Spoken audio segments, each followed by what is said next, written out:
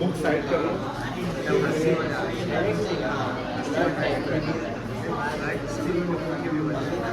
Goa focus. आज आपका नए चैप्टर का लेक्चर 1 है, जिस चैप्टर का नाम है accounting equation. Equation means where the two sides are equal in nature. The LHS side is equals to RHS side। यहाँ पर कोई भी डेबिट क्रेडिट का रूल्स नहीं आने वाला है। अगर आपने कहीं सुना है, जानते हैं, अननोन नंबर है ना, लास्ट में 0 तो यहाँ कोई डेबिट क्रेडिट का रूल्स नहीं आने वाला है। हाँ, इस चैप्टर के बाद जब हम पहुँचेंगे तो मेन अकाउंटिंग के मतलब समझ लो कि अकाउंट का एक जो साम्राज्य है ना, जहाँ डेबिट क्रेडिट आता है, उसमें पहुँचेंगे। लेकिन यहाँ पर हमें क्या समझना है, ये समझिए।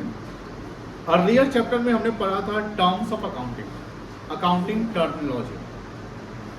अकाउंटिंग टर्मिनोलॉजी में हमने अकाउंट्स के वर्ड को समझा। अकाउंटिंग वर्ड जो होता है, जैसे क्रेडिटर्स किसको कहते हैं, डेटर किसको कहते हैं, स्टॉक क्या होता है, ट्रेड डिस्काउंट क्या होता है, कैश डिस्काउंट क्या होता है, लॉस क्या होता है, इनकम क्या होता है, रेवेन्यू रिसिप्ट क्या होता है, कैपिटल रिसिप्ट क्या होता है, ये सारे चीज हमारे यहाँ यूज होने वाले हैं। जनरली अकाउंटिंग इक्वेशन में जो हम कॉन्सेप्ट्स अप्लाई करेंगे वो एसेट्स, कैपिटल एंड लायबिलिटी करेंगे। कि जो कॉन्सेप्ट्स है, जैसे अकाउंटिंग अगर हम कह सकते हैं अकाउंटिंग अगर बेस है तो अकाउंटिंग एक कॉन्सेप्ट पे बेस है, जिस कॉन्सेप्ट का नाम है डबल एंट्री सिस्टम। क्या नाम है बेटा? आप सबके बुक के जो फ्रंट पेज पे ही लिखा होगा double entry of book keeping, है ना। तो डबल एंट्री सिस्टम का मतलब क्या होता है कि every transaction has its two equal impacts. Every transaction has its two equal impacts. अब अकाउंटिंग का मतलब ये हुआ कि where is money there is accounting. Accounting में मनी इन्वॉल्व है। कल आपने एक long term case based question किया था, गुरमान वाला, गुरमान था ना। तो जिसमें गुरमान ने इलेक्ट्रॉनिक बिजनेस शुरू किया, उसने अपना कैपिटल इन्वेस्ट करता है, उस पैसे से उसने एसेट्स खरीदा, गुड्स खरीदा, फिर उसने सामान को बेचा भी, उधार बेचा, नकद बेचा, कोई कुछ उसके बाद स्टॉक भी बच गए, उसने एक्सपेंडिचर भी किया, इनकम भी गेन किया, एंड एट द एंड उसने कितना प्रॉफिट कमाया वो भी हम लोग फाइंड आउट किए। मतलब गुरमान के बिजनेस स्टार्ट करने से लेकर गुरमान के नेट प्रॉफिट अर्निंग तक जो भी चीज़ें घटनाएं हुई, जिसका हम लोग कैलकुलेशन किए, जहाँ पर 12, 13, 15 क्वेश्चन हम लोग का आंसर निकाले, हर जगह क्या इन्वॉल्व था? मनी। क्या इन्वॉल्व था बेटा? मनी। तो अकाउंटिंग में accounting is the language of money. कह सकते हैं accounting is the language of money. Where is money there is accounting. Equation में हमें ये देखना है कि जो ट्रांजेक्शन्स होते हैं, transaction means what? Transaction means the exchange of goods and services on day to day of business operation. Transaction क्या होता है? जो डेली बिजनेस में जो भी ट्रांजेक्शन्स हो रहे हैं, जैसे आपने देखा कि गुरमान का कॉन्सेप्ट आप माइंड में रखिएगा हमेशा। गुरमान ने कैपिटल लगाया, वो ट्रांजेक्शन हो गया। गुरमान ने गुड्स खरीदा, ट्रांजेक्शन हो गया। गुरमान ने एसेट्स खरीदा, ट्रांजेक्शन हो गया। गुरमान ने सैलरी दिया, ट्रांजेक्शन हुआ। गुरमान ने डिस्काउंट दिया, ट्रांजेक्शन हुआ। गुरमान ने सेल किया, यानी any transaction, any exchange of goods and services और एक्सपेंडिचर और income where is money involve is called transaction. Sir अगर मनी इन्वॉल्व नहीं, कोई कस्टमर आता है, वो सामान देखा, ऑर्डर किया, बट पसंद किया लेकिन लिया नहीं है, तो क्या उसको ट्रांजेक्शन मानेंगे? नो, ट्रांजेक्शन नहीं मानेंगे। वहाँ पे ट्रांजेक्शन कहाँ मानेंगे? जहां पर कोई ट्रांजेक्शन इनकर्ड हो गया है। अगर मान लो कि आज 31 मार्च है, तो 31 March means what? The last day of financial year. Can we say that? Accounting year दो प्रकार के होते हैं, एक कैलेंडर होता है और एक क्या होता है? फाइनेंशियल। कैलेंडर ईयर हुआ जो जनवरी से दिसंबर चल गया, और फाइनेंशियल ईयर हुआ जो अप्रैल से मार्च चलता है। When we say that the 31st March, आपको ये मानना है कि it is the last day of financial year और last day of accounting year। अब सपोज करो कि अब देखो समझो कि अगर मान लो आज 31 मार्च है और हमने किसी को परचेज ऑर्डर दे दिया, purchase order is not called purchase. अब वो बोला ठीक है भैया आपको 2 अप्रैल को हम डिस्पैच कर देंगे, 31 मार्च आज है ना, परसों 2 अप्रैल आ जाएगा, है कि नहीं है, तो 2 अप्रैल को डिस्पैच कर देंगे। मुझे बताइए क्या आप 31 मार्च को परचेज मान लेंगे? हम नहीं मानेंगे। जब वो 2 अप्रैल को डिस्पैच करेगा, इनवॉइस बनेगा, इनवॉइस में 2 अप्रैल लिखा रहेगा, तो हम परचेज कब का मानेंगे बेटा? 2 अप्रैल का, हम 31 मार्च का नहीं मानेंगे। इसका मतलब हुआ कि मनी इन्वॉल्व जहां मनी इनकर्ड हो गया है वही ट्रांजैक्शन माना जाएगा, कोई दिक्कत नहीं। अब बात यह आ रही कि जैसे बिजनेस हमने शुरू किया था, बिजनेस का जो इनिशियल स्टार्टिंग फेज होता है कि प्रोप्राइटर स्टार्टेड द बिजनेस। एक प्रोप्राइटर होता है, कौन होता है बेटा? एक प्रोप्राइटर होता है, वो बिजनेस को स्टार्ट करता है। जब बिजनेस स्टार्ट करता है तो इनिशियल पैसा लगाता है, उस इनिशियल पैसे को क्या बोलते हैं? कैपिटल। अब ये कैपिटल का इम्पैक्ट चेक करेंगे हम इस क्या देखेंगे? इम्पैक्ट, कि किसी भी ट्रांजेक्शन से उसे क्या इम्पैक्ट होते हैं। तो ध्यान रखिएगा, हमने बोला कि अकाउंटिंग डबल एंट्री सिस्टम पे बेस है। किस पे बेस है बेटा?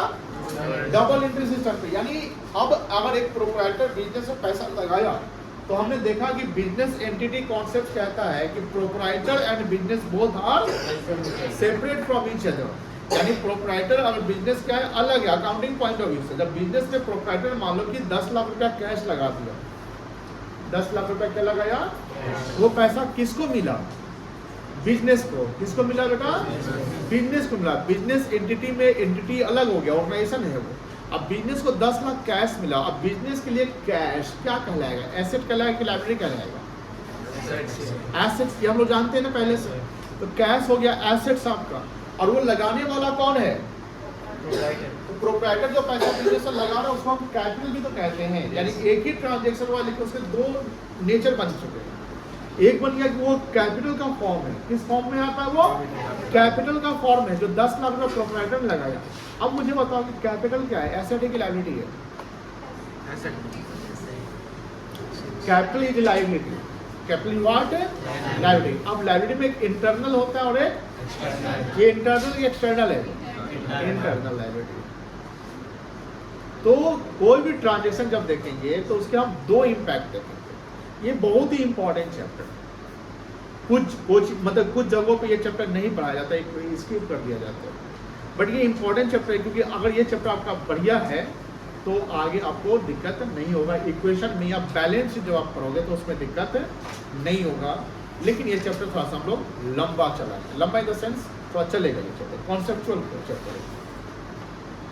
चलिए पहले थोड़ा सा कॉन्सेप्ट पॉइंट पढ़ लीजिएगा। अब लिखिएगा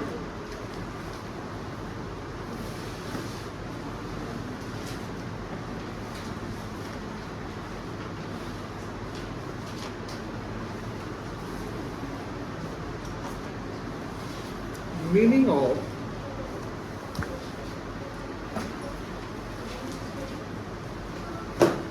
double entry system.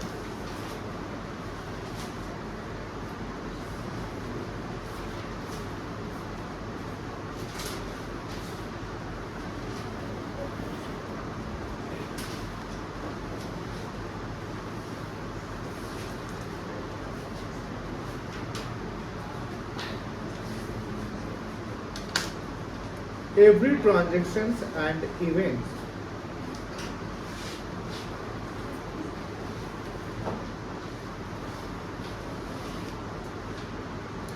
incurred in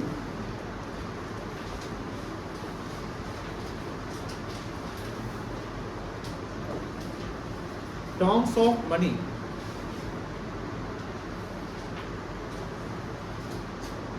has its true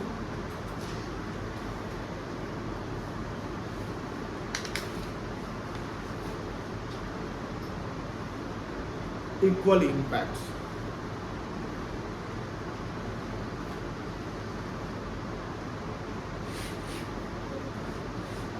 That is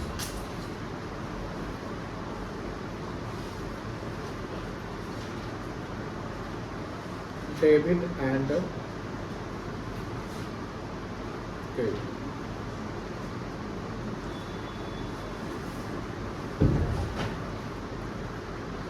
in modern accounting scenario,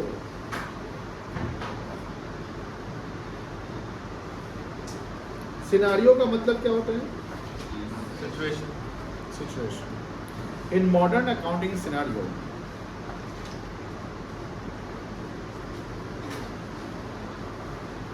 every transactions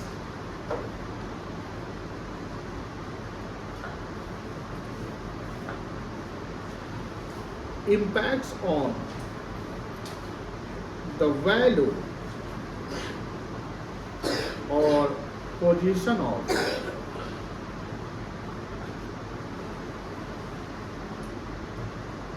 assets and liabilities equally.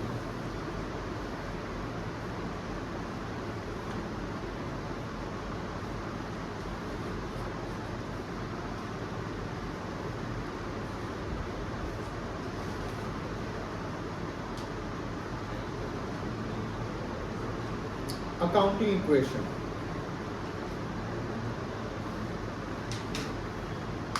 जैसे एक होता है LHS equals to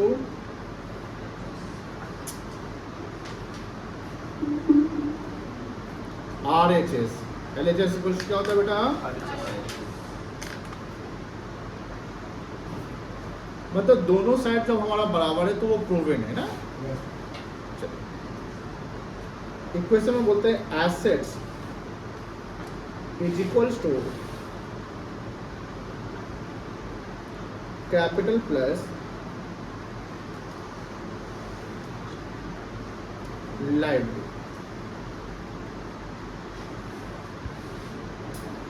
assets equals to capital plus liability. Assets को हम शॉर्ट में A कहेंगे, A equals to C plus L. C for capital, L for liabilities। यहाँ तक लिख लिए।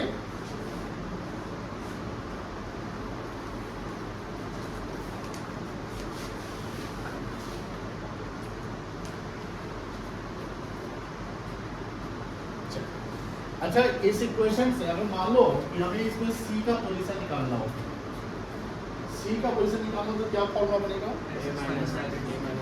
C equals to A minus हो सकता है ना।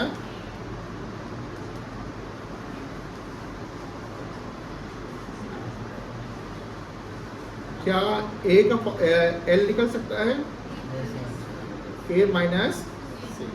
मतलब if we have to find out capital value तो हम माइनस कर देंगे एसेट से लायबिलिटीज को। सर यहाँ जो लायबिलिटी का वैल्यू लिया जाएगा, ये लायबिलिटी कौन सा लायबिलिटी होगा? Only the external liability. कौन सा लायबिलिटी होगा बेटा?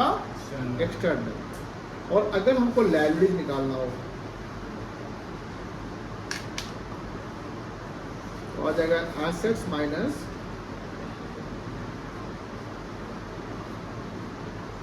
कैपिटल।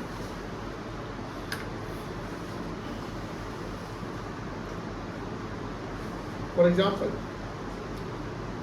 मान लो कि एसेट्स का वैल्यू दिया हुआ आपका 5 lakhs,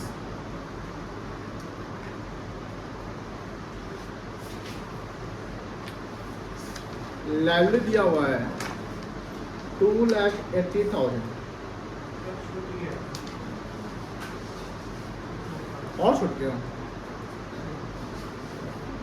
बहुत छूट गया रे, तेरा बहुत स्लो चल रहा है बेटा।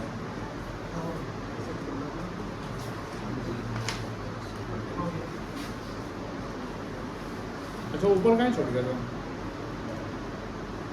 क्या कैपिटल निकल सकता है इससे? कैपिटल निकल सकता है इससे? चलिए स्नेहा आप बताओ तो कैपिटल कितना आएगा इसमें? कैपिटल कितना आएगा बेटा? फॉर्मूला दिया हुआ ऊपर देखो बताओ कितना आएगा कैपिटल। बहुत ही आसान है, आराम से देखो यहाँ फॉर्मूला देखो, बताओ कैपिटल कितना आएगा।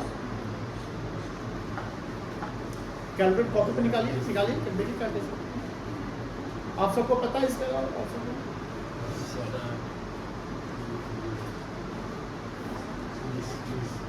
उत्कर्ष कितना आएगा कैपिटल? उत्कर्ष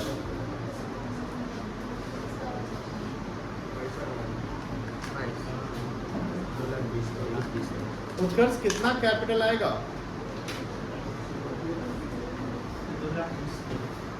2 लाख पक्का? कितना है आपको बेटा स्नेहा? जल्दी फास्ट।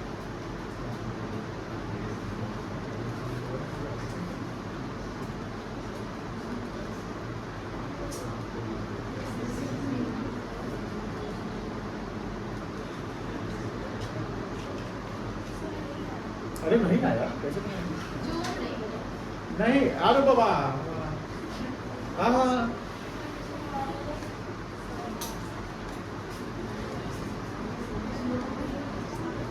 स्कूल के मास्टर सबसे बात करना पड़ेगा, कहाँ से पढ़ के आया बच्चा से। देखो अकाउंट से इतना करना होगा, बोलेगा इहो ना करता था इसलिए कॉमर्स लेता, तो कॉमर्स लिए का है, ये सब करना पड़ेगा। तो और ये खुद करना है, ये हम नहीं करते हैं, ये सब तो आपको करना पड़ेगा। आया स्टोरी नहीं खुद पढ़े होगा ना करो कैसे चलेगा? आइए आपने निकालना क्या आराम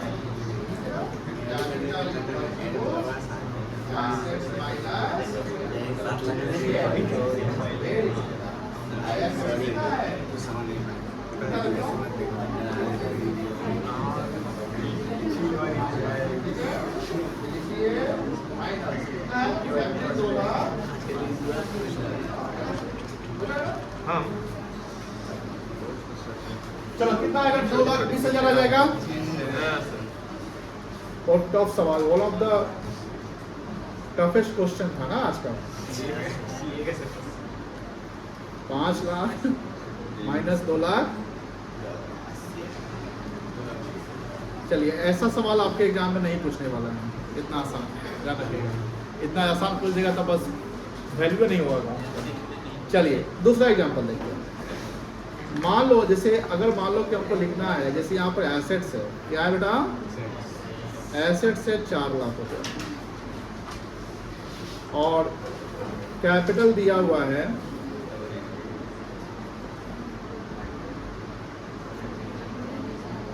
ठीक है 4 लाख मान लेते हैं। बताइए लाइबिलिटी कितना होगा आपका? छूटा नहीं ना किसी का ऊपर का?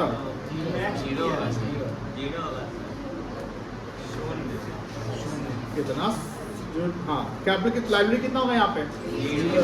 0 क्योंकि दोनों क्या है बराबर है। ऐसा हो सकता है सिचुएशन? हो सकता है। आप जैसे ये सिचुएशन कब हुआ? ऐसे मान लो कि हमने 4 लाख रुपया कैश में बिजनेस स्टार्ट ही कर दिया, अभी कुछ नहीं हुआ है, तो 4 लाख का कैश एसेट्स हो गया और 4 लाख का कैपिटल हो गया, कैपिटल 0 है ना। चलिए ये था, यहाँ तो कोई दिक्कत नहीं है। चलिए अब हम लोग थोड़ा सा ट्रांजेक्शन्स को डील करेंगे, ट्रांजेक्शन से कैसे उसके इम्पैक्ट होते हैं वो देखेंगे। हटा दें इसको।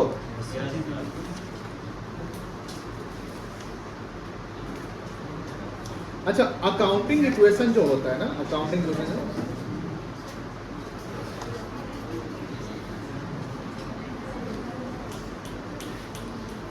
accounting equation approach is also known as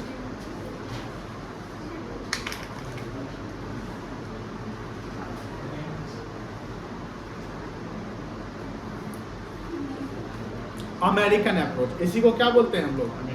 American approach और मॉडर्न अप्रोच। मॉडर्न मतलब समझते हो? नया तरीका।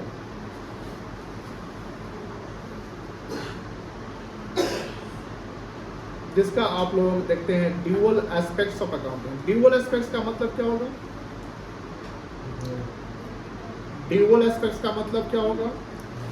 ड्यूअल एस्पेक्ट्स का मतलब हुआ कि किसी भी ट्रांजेक्शन का 2 इम्पैक्ट, जैसे मैंने बोला ना कि 2 इम्पैक्ट डबल है ना।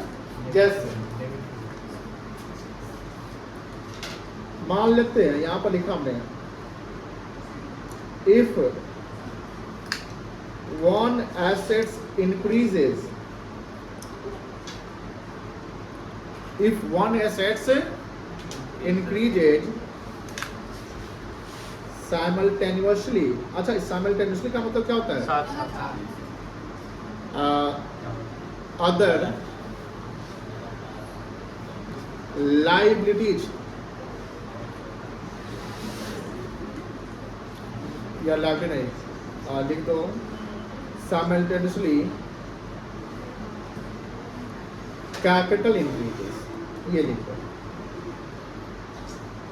ऊपर का किसी का छोटा नहीं है ना, बोलो पहले। स्नेहा आपका छोटा है बेटा ऊपर का? उत्कर्ष बाबू नहीं छोटा है। चलिए पहले तो आप लोग यहां तक लिख के रुक जाइएगा, यहां तक लिख के रुक जाइएगा। यहां पर लिखता है ड्यूअल एस्पेक्ट्स क्या कहता है समझिए। यहां से एक क्वेश्चन बनेगा, बातें नहीं करेंगे पीछे। अगर एक एसेट्स बढ़ता है, यानी कोई ऐसा ट्रांजैक्शन हुआ, उस ट्रांजैक्शन में हुआ क्या कि कोई एसेट्स बढ़ा तो साथ साथ कैपिटल भी बढ़ गया, ड्यूअल एस्पेक्ट्स। अब इसे इक्वेशन की बातें करते हैं ना, asset equals to capital plus liability होता है। यानी ये जो ट्रांजैक्शन हो रहा है ना, इस ट्रांजैक्शन में आप देखोगे कि एसेट्स का भी साइड बढ़ रहे हैं या लायबिलिटी की साइड कैपिटल के भी बढ़ रहे हैं, लेकिन हमेशा ध्यान रखना कि उस ट्रांजैक्शन से दोनों बराबर होना चाहिए। Every transaction impacts that assets is equals to capital plus liability। कोई भी ट्रांजैक्शन से हमारा जो एंड रिजल्ट आएगा वो ये आना चाहिए।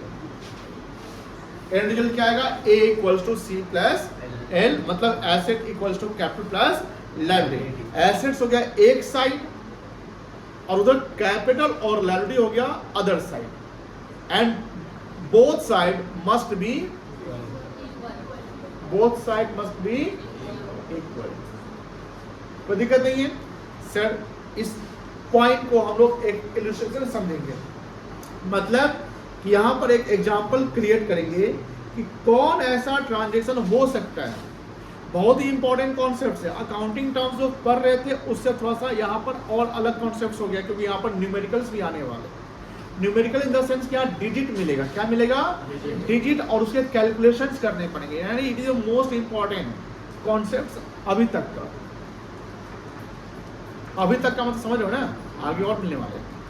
अब यहाँ पर देखो, जैसे हमने यहाँ पर ट्रांजैक्शन बनाया, गुरमाने को करते हैं, गुरमान है ना, गुरमान लिखा हुआ था ना, वो जो ट्रांजैक्शन उसमें याद रखो, गुरमान क्या लिखा हुआ था? कमेंट्स लिखा होता है।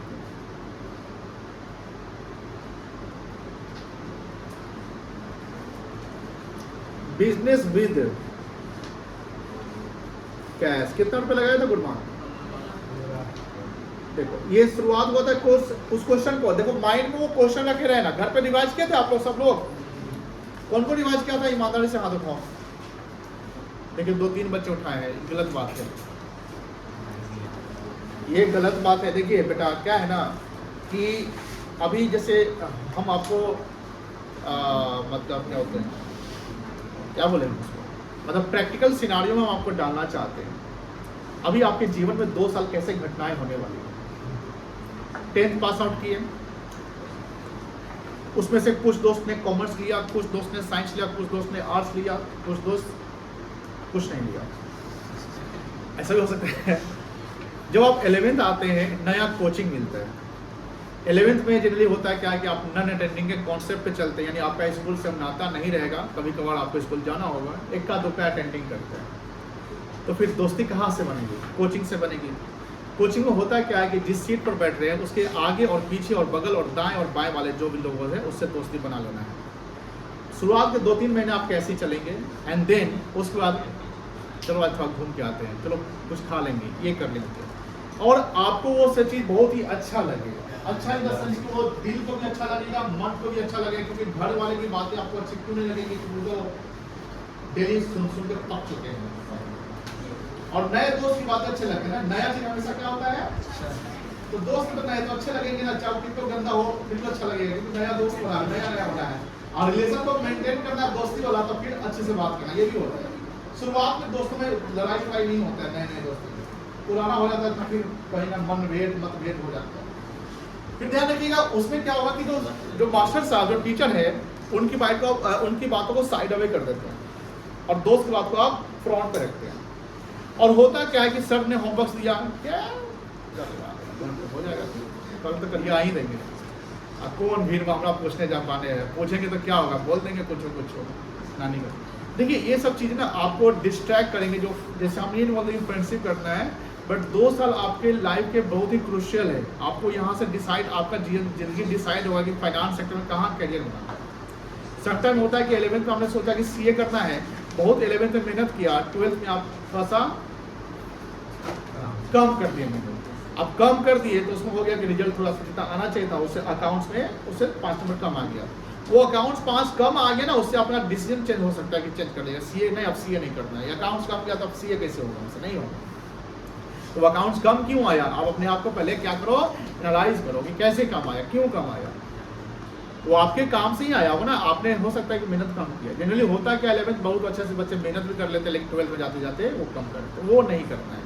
हम ये आपको वार्न कर रहे हैं, समझा रहे हैं, क्योंकि आगे जो हमारे बैच सब यानी कहीं भी ऐसे होते हैं तो ये ध्यान रखना है, पढ़ाई करना है। जैसे हमने ये बोला कि इसको घर पे कर लीजिएगा, तो आपने देखा कि ये तो सर करवा ही दिए हैं, तो फिर काहे करवाए। अरे भाई सर करवाए थे ना कल, अभी अगर हम क्वेश्चन दे देंगे ना और यहाँ सवाल सब मिल जाएगा, बहुत बच्चे गलती बहुत कर देंगे, प्रॉफिट नहीं निकाल पाएंगे, स्टॉक नहीं निकाल पाएंगे, करंट लायबिलिटी नहीं निकाल पाएंगे, डेटर का कितना है, बिकॉज आपको करने हैं, घर पे करिएगा, है ना। जो पढ़ाई होता है उसको घर पे रिवाइज करना है, इसलिए आपका जो अब जब घर पे रिवाइज करोगे ना तो ये बहुत ही आसान हो जाएगा और आगे आप कम मेहनत में ज़्यादा गेन करोगे। एग्जाम समय में बहुत ही ईजी रहेगा। जैसे अभी हम जो इक्वेशन बनाने वाले हैं, हम सोच रहे हैं कि ये जो गुणमान का जो केस स्टडी था उसी को हम यहाँ पर लाकर आपको, क्योंकि इससे क्लैरिटी आया कि हाँ गुरमान ने 15 लाख रुपया लगाया था, इसका इम्पैक्ट सर बताएंगे कि इसका इम्पैक्ट क्या होने वाला है। तो कहीं ना कहीं जब घर पे तुम रिवाइज करोगे ना तो बहुत जल्दी बहुत अच्छे समझ जाओगे, एकदम अच्छे से। लेकिन घर पे अगर रिवाइज नहीं करोगे तो समझ तो जाओगे ही, लेकिन हो सकता है कि उस समझने का जो परसेंटेज वो थोड़ा कम जाएगा। मेरी बात समझ में आ रही ना, तो बी सीरियस, आपको सीरियस रहना। कुछ बच्चे जो है मतलब कि ध्यान रखिएगा, बाहर से आकर यहाँ बैठ के पढ़ रहे हैं, मतलब हॉस्टल लेकर जाएंगे, उसमें यह भी ध्यान रखना है। आज हॉस्टल से बात है, अंजलि नहीं आई है आज, ठीक है। तो वहां पर क्या ना कि आप घर द्वार छोड़ के आप हॉस्टल या डेरा लेकर रह रहे हैं, तो वहां पर ध्यान रखिएगा पेरेंट्स का टाइम, पैसा, हॉस्टल, आपका समय, सब कुछ इंपॉर्टेंट है, उसको वेस्ट नहीं करना है। क्या नहीं करना है, वेस्ट नहीं करना है, इन्वेस्ट करें, ठीक है। चलिए, तो गुणमान commenced business with cash 15 lakh, बताओ इसका इम्पैक्ट बताइएगा। इम्पैक्ट समझते हैं ना, इम्पैक्ट क्या पड़ा है, बता सकते क्या हो गया। कैश आपका बढ़ा, बिजनेस में क्या आया, कैश आया, नहीं समझ रहे हो। अब गुरमान का एक फोटो बना दो, ये कौन है, गुरमान है ना। गुरमान ने अपने बिजनेस में क्या लगाया, 15 लाख रुपए कैश लगाया। तो बिजनेस एंटिटी कॉन्सेप्ट क्या कहता है कि बिजनेस और प्रोप्राइटर दोनों क्या होना चाहिए, सेपरेट। ये पैसा किसको मिला, कैश के रूप में मिला। तो बिजनेस में क्या आया, कैश आया, कितना आया बेटा, अरे पैसा प्रोप्राइटर से बिलोंग करता है। तो दूसरा क्या आया, कितना आया, दोनों बराबर है। अब बताइए, वन एसेट्स इंक्रीजेस, ये क्या है आपका एसेट्स है, इंक्रीज हो रहा है, साइमल्टेनियसली कैपिटल इंक्रीजेस, कैपिटल भी क्या हुआ, यानी ऐसा ट्रांजैक्शन जिस ट्रांजैक्शन से ये पता चल रहा है कि हमारे दोनों साइड, लेफ्ट साइड और यानी एसेट साइड और उधर कैपिटल एंड लायबिलिटी साइड, दोनों साइड पे बराबर का असर पड़ रहा है। बराबर समझ गए ना, मतलब 1 रुपया का भी ऊपर नीचे नहीं हो सकता है, दोनों बराबर होगा, कोई भी ट्रांजैक्शन हो जाए। अभी हम लोग को बहुत कुछ सीखना है इसमें, हड़बड़ाइएगा नहीं। तो शुरुआत में ये सब कॉन्सेप्ट क्लियर है तो आगे एकदम आसान हो जाएंगे, कॉन्सेप्ट एकदम आसान हो जाएंगे। ऐसे चैप्टर आएंगे 3 दिन आप चैप्टर खत्म करके आइए, और ये मैं बोल रहा हूँ।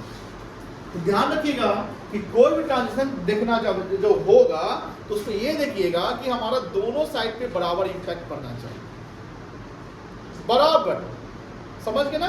तो यहाँ पर आप अगर इक्वेशन बनाए तो क्या लिखोगे, जैसे मान लो कि assets is equals to C plus L, यही ना बना, बताओ। अभी लिखिए नहीं, देखिए आराम से, मतलब लिख नहीं पाएंगे। एक बना ना, ए कितना आपका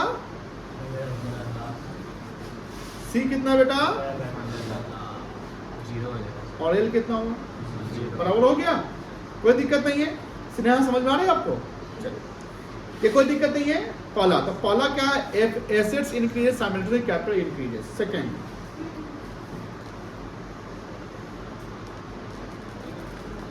इफ एसेट्स इंक्रीजेस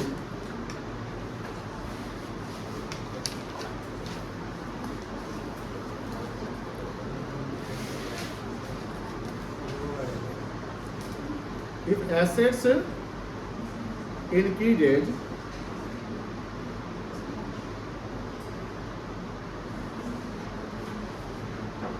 simultaneously, ऊपर का लिखे हैं लाइबिलिटी, नहीं लिखे ना, लिखिए, यहां से लिखना है।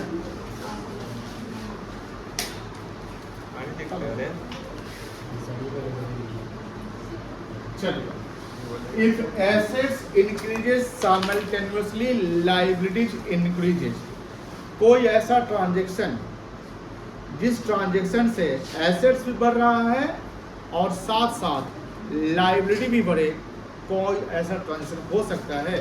कोई बता सकता है कौन सा ट्रांजैक्शन होगा? गुरमान वाले में भी होगा। बोलिए, पूरा बोलिए। टेकन, बैंक लोन टेकन, बोलिए। बैंक लोन टेकन हो सकता है इससे। सोचिए, अगर हम बैंक से लोन लिए तो मुझे पैसा मिलेगा, बोलो हाँ है ना, पैसा मिलेगा तो एसेट बढ़ गया। और बैंक से जब हम लोन लेंगे तो बैंक को पैसा चुकाएंगे फ्यूचर में, तो बैंक को पैसा चुकाएंगे तो मेरी लायबिलिटी बढ़ जाएगी। दूसरा ट्रांजेक्शन होगा गुड्स परचेज ऑन क्रेडिट। जब हम गुड्स क्रेडिट में खरीदे तो स्टॉक बढ़ जाएगा। क्या बढ़ेगा बेटा? स्टॉक हमारा इन्वेंट्री होता है। स्टॉक हमारा क्या होता है? इन्वेंट्री। और दूसरा, हमने क्रेडिट में खरीदा। किसमें खरीदा? क्रेडिट में खरीदा। तो जिससे हम क्रेडिट में सामान खरीदते हैं उसको क्या बोलते हैं? क्रेडिटर। क्या बोलते हैं? और जिसको सामान उधार बेचते हैं उसको क्या बोलते हैं? डेटर। डेप्टर नहीं, क्या बोलते हैं बेटा? डेटर। यानी ऐसा ये ट्रांजेक्शन। अच्छा बताओ, ये समझ में आया ना बउआ? ये सबको समझ में आ गया ना? अगर दिक्कत हो तो बोलना। शुरुआत का क्लास में, जैसे पहला क्लास अगर दिक्कत होगा तो बोलिएगा, क्योंकि यहाँ दिक्कत, यहाँ क्लियर नहीं हुआ तो आगे दिक्कत हो सकता है, इसलिए यहाँ दिक्कत हो तो बोल दीजिएगा। चलिए, यहाँ हम ट्रांजेक्शन लिखेंगे goods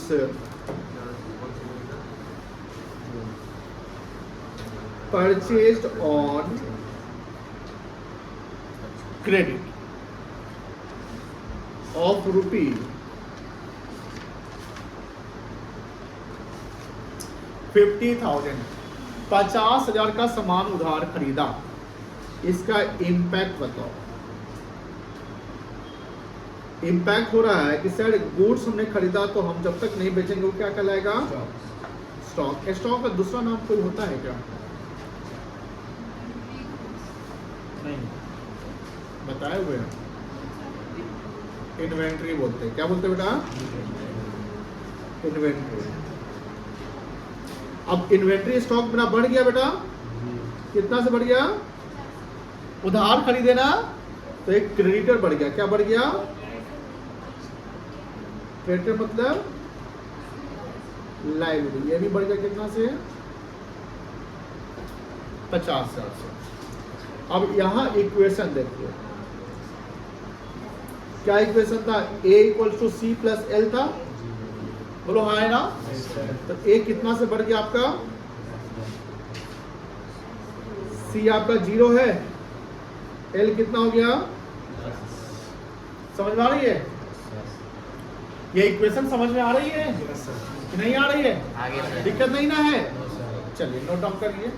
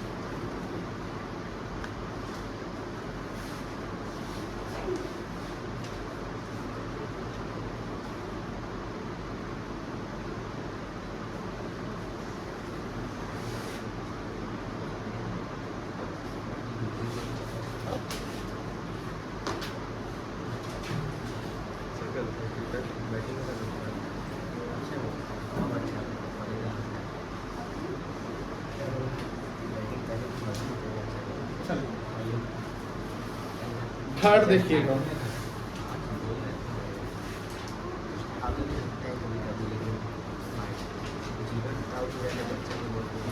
if one asset increases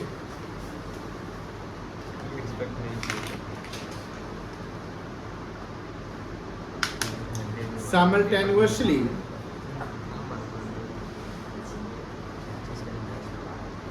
other assets decreases. क्या मतलब है? अगर एक एसेट्स बढ़ेगा तो दूसरा एसेट्स घटेगा। कोई ऐसा ट्रांजैक्शन हो सकता है? ऑन कैश हो सकता है। ऐसा ट्रांजैक्शंस बिजनेस में हुआ जिसके कारण एक एसेट्स बढ़ गया और दूसरा एसेट्स घट गया। जैसे गुरमान ने कंप्यूटर खरीदा था, याद है? मान लो हमने लिखा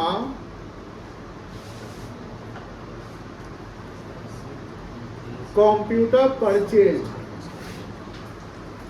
फॉर कैश ₹35,000।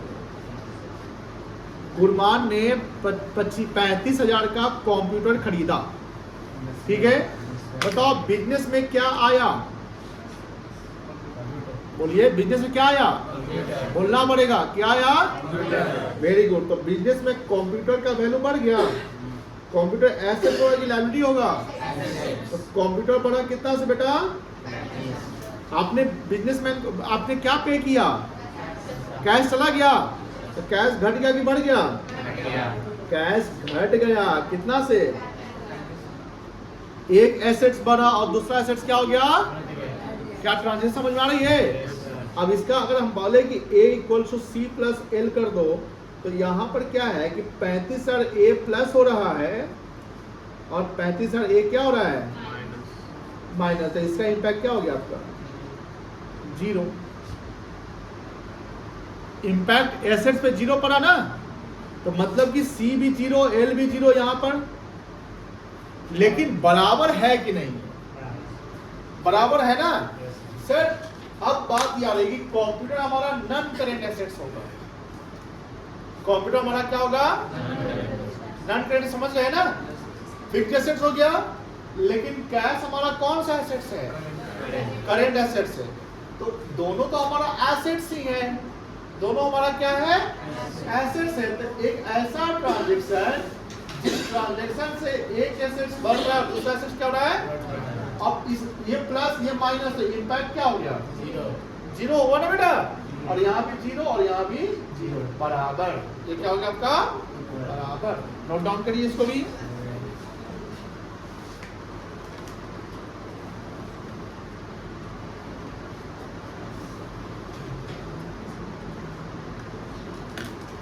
क्या ये हो सकता है? If one asset decreases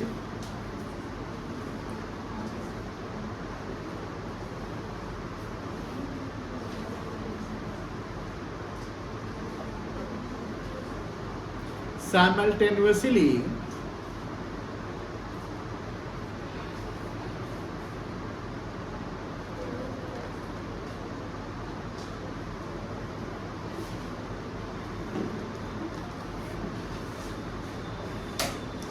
liability decreases.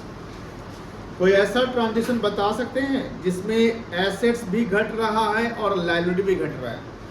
सब लोग अपने मन में एक ट्रांजेक्शन बनाओ। एक ऐसा ट्रांजेक्शन जिसमें एसेट्स भी घट गया और लाइबिलिटी भी घट गया। कोई ऐसा ट्रांजेक्शन जिसमें एसेट्स का वैल्यू भी गिर रहा है और लाइबिलिटी का वैल्यू भी गिर रहा है।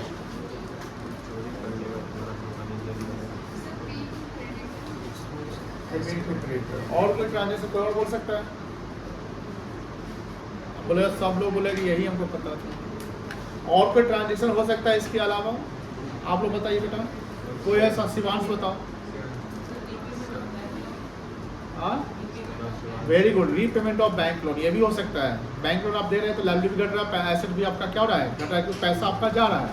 क्रेडिटर को पे भी कर रहे हैं तो क्रेडिटर की वैल्यू घट रही है, मतलब लायबिलिटी भी और पैसे भी घट रहे हैं आपके। और कोई ट्रांजेक्शन हो सकता है, एसेट घट रहा हो और लायबिलिटी भी घट रहा हो।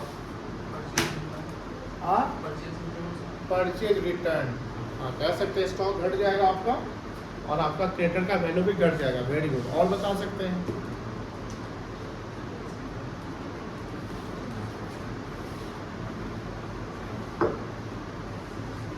अगर मान लो प्रोप्राइटर ड्राइंग्स करता है, क्या करता है, कैश निकाल लिया पर्सनल यूज के लिए। अब कैश अगर पर्सनल यूज के निकाला तो क्या होगा, कैपिटल घटेगा ना, बोलो हाँ ना, और कैश भी क्या हो जाएगा, घट जाएगा। यानी हम अभी क्या देख रहे हैं कि एक ही ट्रांजेक्शन से कहीं ना कहीं इम्पैक्ट दोनों साइड के बराबर पड़ रहे हैं ना। तो यहाँ पर if one asset decreases simultaneously liability decreases. इसमें सबसे बेस्ट एग्जांपल लिख लो, पेमेंट मेड टू क्रेडिटर, है ना, पेमेंट मेड टू क्रेडिटर, मान लो 10,000 से। बताओ क्या घट गया, कैश घट गया, कैश आपका है एसेट्स, और उधर क्रेडिटर घट गया,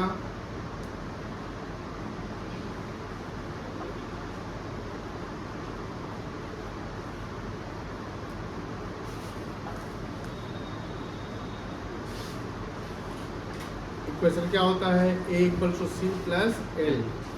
A में माइनस 10,000, C 0 और ये L माइनस 10,000, ये ना होगा इक्वेशन।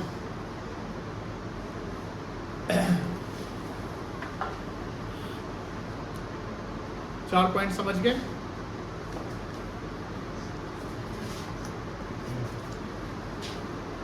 समरी,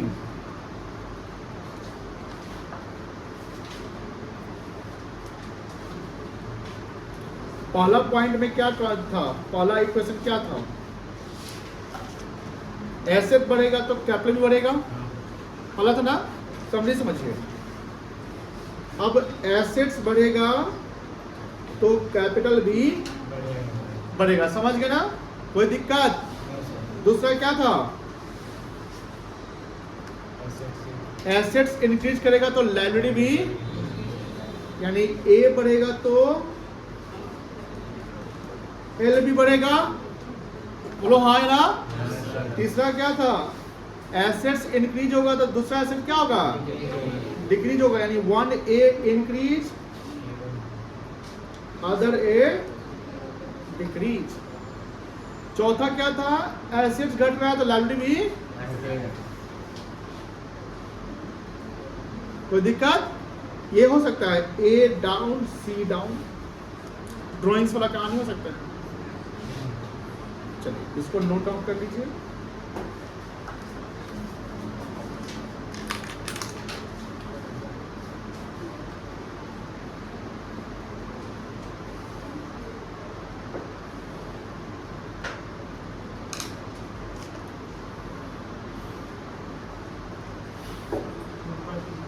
छूट गया,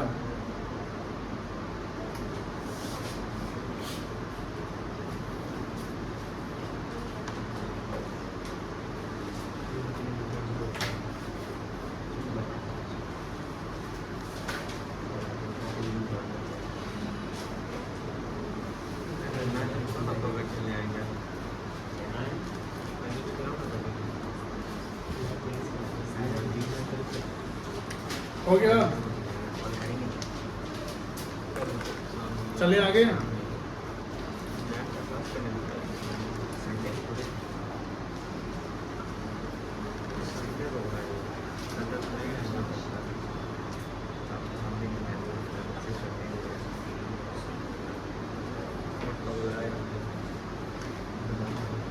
ट्रांजेक्शंस समझिए। कितना बजे तक रहता है लोग?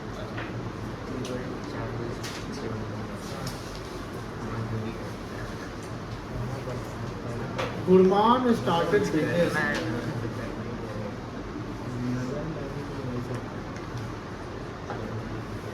with cash.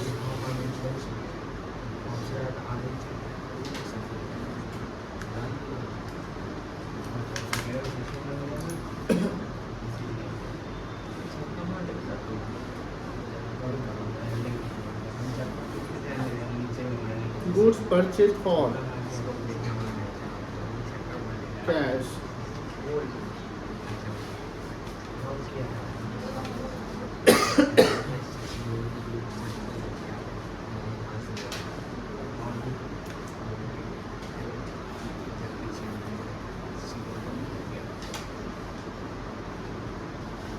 computer purchased on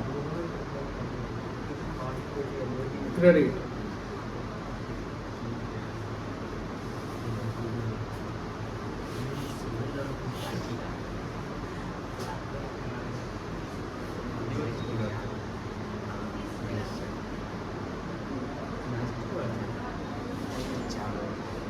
payment made to creditor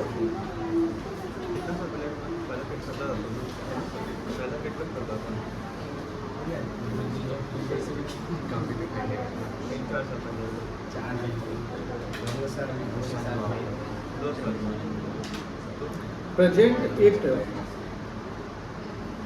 into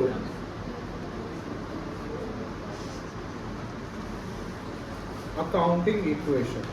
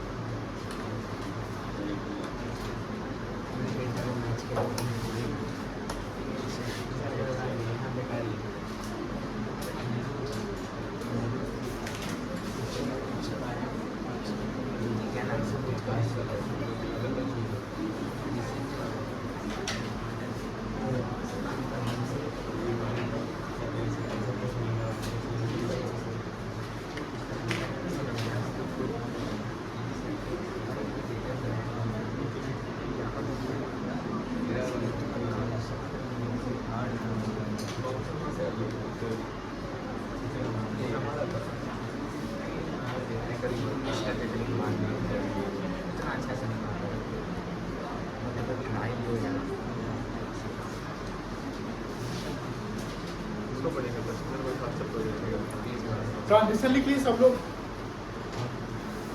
अभी सॉल्व नहीं करेगा तो समझिएगा। फॉर्मेट बना लिए, फॉर्मेट अब रुक जाइए। हाँ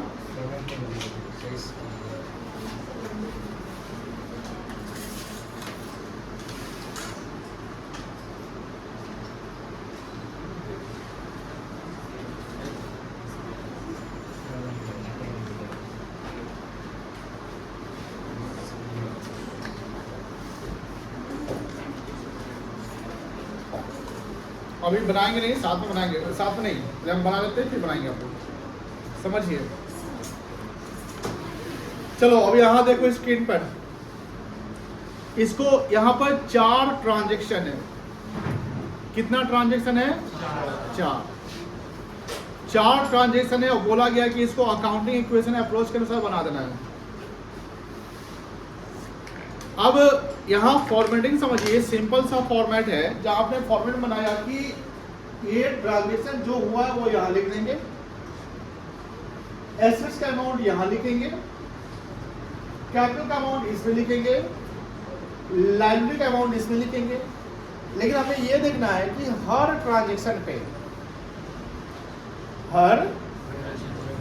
पे ये A = C+L होना चाहिए। समझ गए? अब जैसे पहला ट्रांजैक्शन क्या है? Gurman started business with cash. ये ट्रांजैक्शन हम लोग लिखेगा। अभी आप लोग कुछ नहीं लिखिएगा, सिर्फ देखते रहिए। गुरमान स्टार्टेड बिजनेस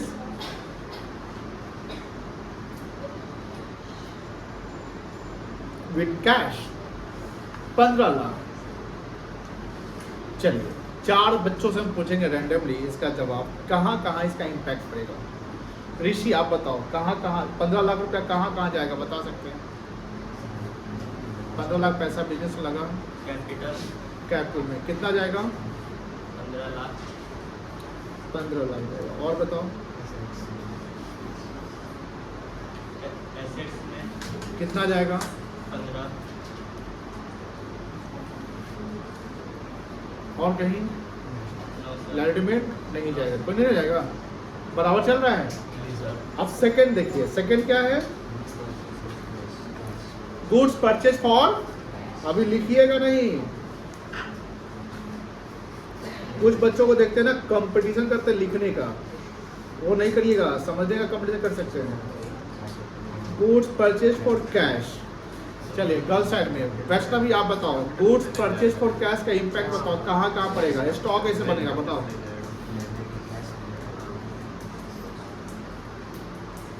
ये समझना कि एसेट्स क्या है, लायबिलिटी क्या है। Goods purchase for cash,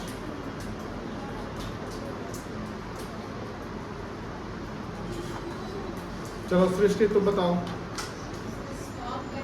stock बढ़ेगा क्योंकि हमने सामान खरीदा, अब स्टॉक क्या है हमारा? एसेट्स है ना, तो एसेट्स के कॉलम में डाल देना।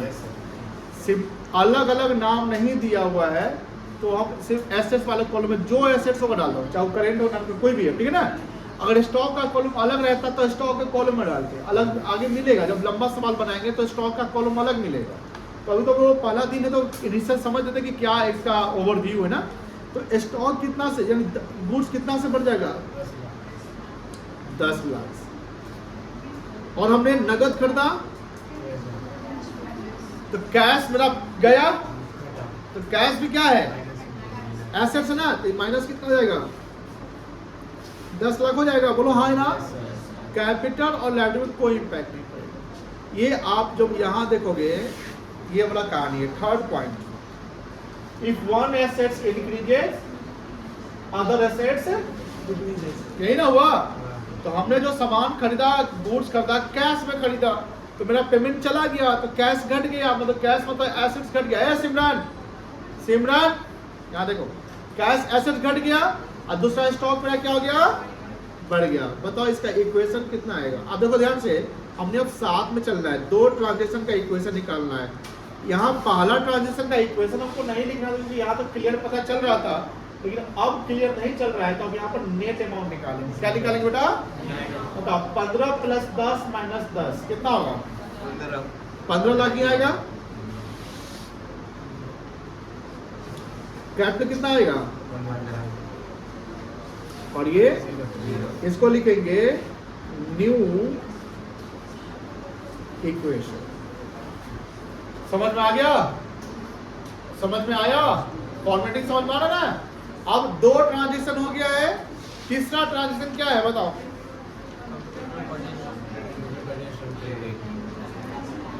कंप्यूटर परचेज्ड ऑन, क्या लिखा हुआ है? क्रेडिट। बताओ वसुंधरा, ये क्रेडिट का मतलब क्या है? लायबिलिटी बढ़ेगा। क्रेडिट का मतलब क्या है? उधार। Very good. क्रेडिट का मतलब क्या हुआ? उधार। कंप्यूटर हमने खरीदा उधार में, तो इसका इम्पैक्ट क्या हुआ? कहाँ का इम्पैक्ट पड़ेगा? एसेट्स। और एसेट्स में बढ़ेगा घटेगा? तो क्या लिखेंगे यहाँ? +45 लिख दे, बोलो हाँ या ना। कैपिटल में क्या हो गया? 0। और लायबिलिटी कितना बढ़ गया? अब क्या करना है? फिर इक्वेशन निकालना पड़ेगा। फिर यहाँ क्या लिखोगे? ठीक है, बताओ कितना हो गया एसेट्स? 15 लाख। और ये चेक करो बराबर हो रहा है। A = C + L, A = C +, ठीक है। अब चौथा पे आ जाओ। चौथा क्या है? अभी नहीं लिखना है, पाप लगेगा। पेमेंट मेड टू क्रेडिटर, आप बताइए, इधर से बताइए कोई बच्चे, हमने क्रेडिटर को पैसा दिया ना, कहाँ का इम्पैक्ट पड़ेगा? एसेट्स घटेगा कि बढ़ेगा? और बढ़ेगा, लायबिलिटी भी क्या हो जाएगा? घट जाएगा। कितना घटेगा? -20,000, कैपिटल में 0 और यहाँ भी माइनस,